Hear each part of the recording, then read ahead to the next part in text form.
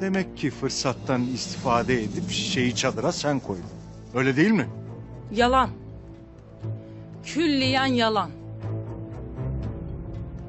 Ben ne şişeyi bilirim ne de zehri. Bana bu pusuyu kuranların Allah belasını verecektir. Sen merak etme. Senin belanı ben kendi kılıcımla vereceğim. Başka bir diyeceği olan var mıdır?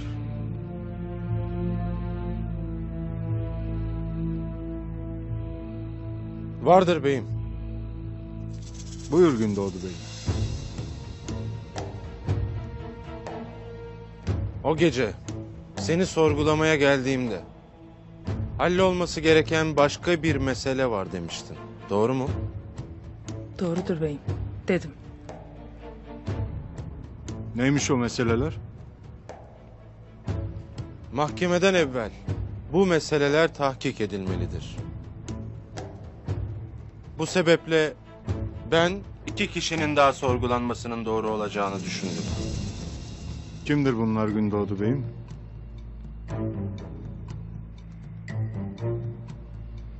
Selcan Hatun ve Gonca Gülağ.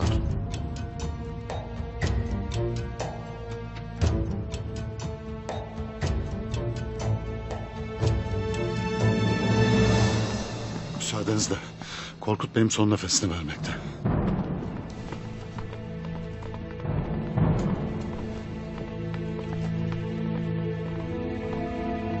Abi.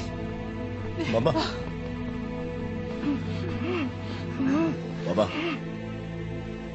Abi. Ay yok, yalvarırım böyle yapma abi, bırakma bizi.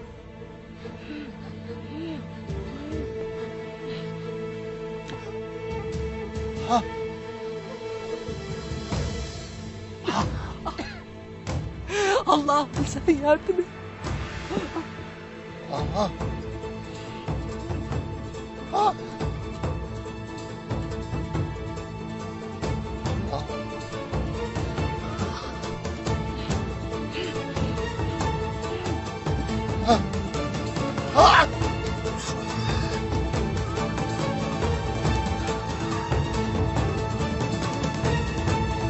Baba.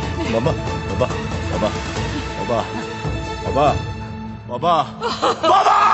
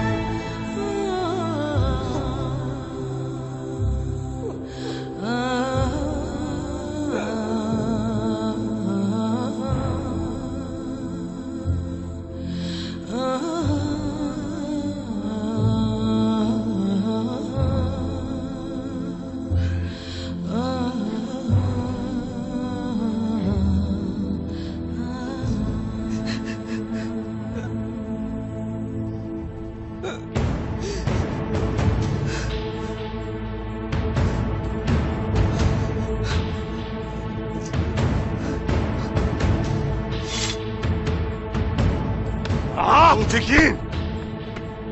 Tekin! Kardeşim!